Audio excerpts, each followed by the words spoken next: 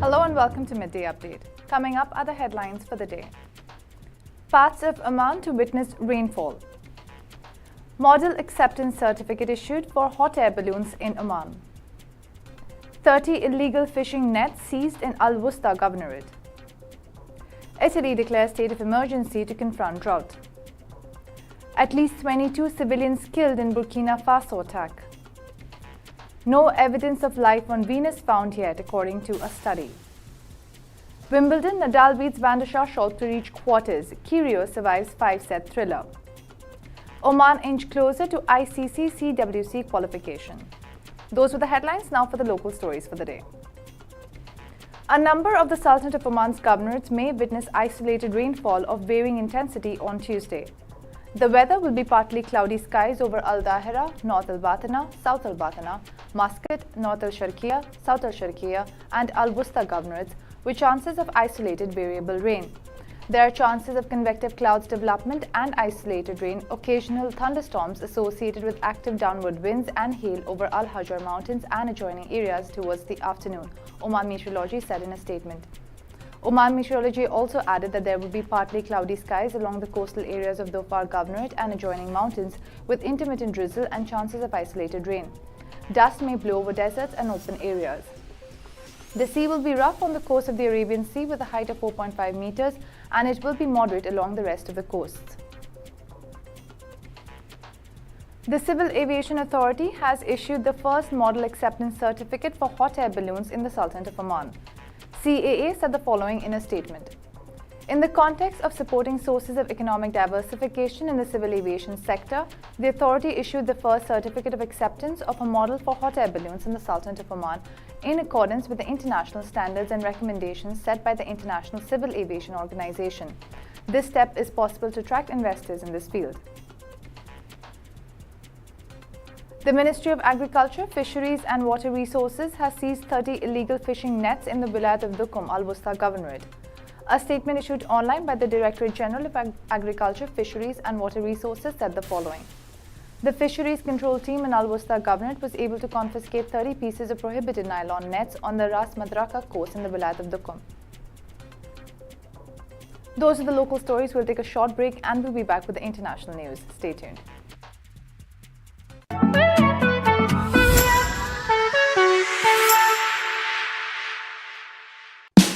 Oman's largest online supermarket now has no minimum order limit. From grocery to household items, Rafiq has everything that you want. Enjoy worry-free shopping with over 8,000 products to choose from and get it delivered straight to your doorstep. Rafiq, you order, we deliver.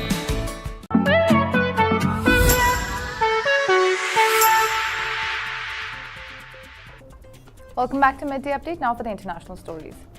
The Italian government on Monday declared a state of emergency related to the prolonged heat wave and drought conditions that have badly hit the country, particularly in its north. The state of emergency, which will remain in force until at least the end of the year, will give the government extra funds and power to deal with the hot and dry conditions that threaten to reduce the country's agricultural output by as much as a third. The government also earmarked a total of 36.5 million euros for the northern regions of Emilia-Romagna, Friuli-Venezia Giulia, Lombardy, Piedmont and Veneto to tackle their water shortages. Focus will be placed on easing droughts along the Po River, Italy's longest waterway that is running 85% below its normal water levels, and the Eastern Alps. Most areas in Italy have been gripped by record high temperatures, with the mercury constantly surpassing 40 degrees Celsius. The decree comes a day after a glacial landslide in northeastern Italy that killed at least 7 people. High temperatures have been blamed for the glacial collapse. At least 22 civilians were killed Sunday night in an attack by gunmen in the northwest of Burkina Faso, the government said on Monday. The provisional toll of the cowardly and barbarous attack stood at 22 killed, several injured and material losses, the government said in a statement. The attack was perpetrated in the Comuna Buraso province of Kosi in the northwest of the country. According to the governor of the region, defense and security forces have been deployed in the area to carry out sweeping and security operations. Security in Burkina Faso has worsened since 2015 as attacks have killed more than 1,000 people and displaced more than 1.9 billion others in the Western African nation. Now moving on to the next story. According to a new study, the unusual behavior of sulfur in Venus's atmosphere cannot be explained by an aerial form of extraterrestrial life. Researchers from the University of Cambridge used a combination of biochemistry and atmospheric chemistry to test the life in the clouds hypothesis, which astronomers have speculated about for decades, and found that life cannot explain the composition of the Venusian atmosphere. Any life form in sufficient abundance is expected to leave chemical fingerprints on a planet's atmosphere as it consumes food and expels waste. However, the Cambridge researchers found no evidence of these fingerprints on Venus. Even if Venus is devoid of life, the researchers say their results reported in the journal Natural Communications could be useful for studying the atmosphere of similar planets throughout the galaxy and the eventual detection of life outside our solar system. The researchers use a combination of atmospheric and biochemical models to study the chemical reactions that are expected to occur given the known sources of chemical energy in Venus's atmosphere. We looked at the sulfur-based food available in the Venusian atmosphere. It's not anything you or I would want to eat, but it is the main available energy source, said Sean Jordan from Cambridge Institute of Astronomy, the paper's first author. If that food is being consumed by life, we should see evidence of that through specific chemicals being lost and gained in the atmosphere. Although there's no evidence of sulfur-eating life hiding in the clouds of Venus, the researchers say their method of analyzing atmospheric signatures will be valuable when JWST, the successor to the Hubble telescope, begins returning images of other planetary systems later this year. Some of the sulfur molecules in the current study are easy to see with JWST, so learning more about the chemical behavior of our next-door neighbor could help scientists figure out similar planets across the galaxy. To understand why some planets are alive, we need to understand why other planets are dead, said Shortle. If life somehow managed to sneak into the Venusian clouds, it would totally change how we search for chemical signs of life on other planets.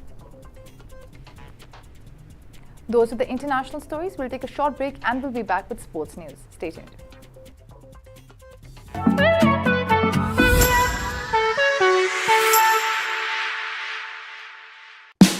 Oman's largest online supermarket now has no minimum order limit. From grocery to household items, Rafiq has everything that you want. Enjoy worry-free shopping with over 8,000 products to choose from and get it delivered straight to your doorstep. Rafiq, you order, we deliver.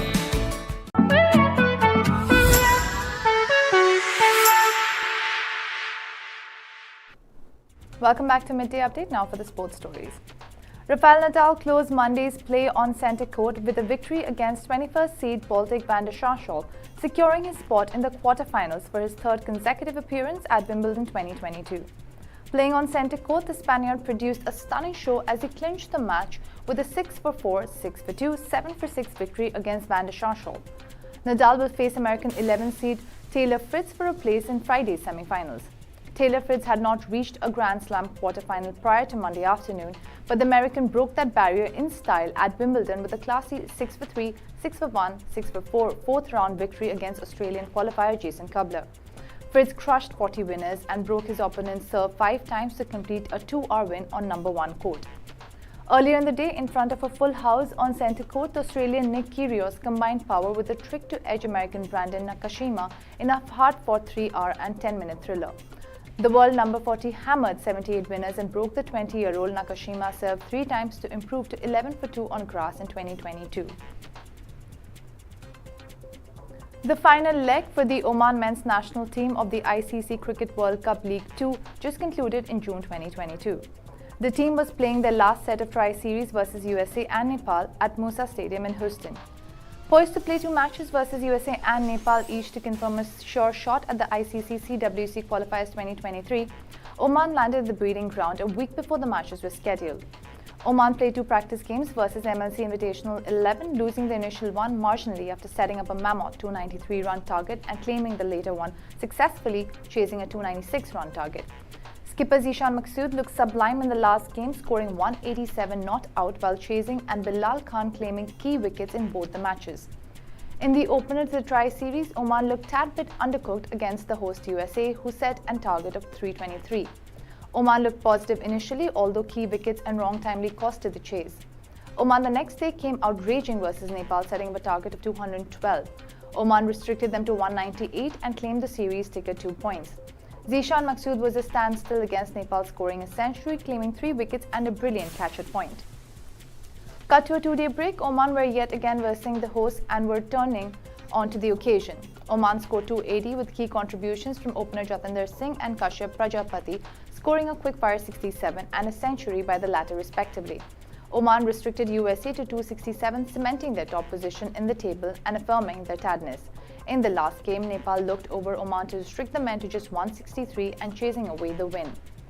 Dilip Mendes, head coach men's national team, said the following: "Overall, it was great to see the boys go out there and express themselves the way we had expected them to. Skipper Zishan Maqsood's outright performances on the field was something that made us feel comfortable. Overall, we had a great outing as a team, playing against all of the 6 sides in the league too, and I'm certain that the remaining competition between these sides will be intense. We are almost certain of our position within the top 3 to make it through to the ICC CWC Qualifiers 2023. Oman currently sits on top of the table with 44 points in 36 games, followed by Scotland and UAE with 28 points and 26 points. The top 3 of the ICC CWC League 2 will qualify for the ICC CWC Qualifiers in 2023. Those are the local, international and sports stories for the day. For more updates, stay tuned and keep watching TTV. You've just heard the live feed from the TTV studios on TFM 95.4. Let's talk.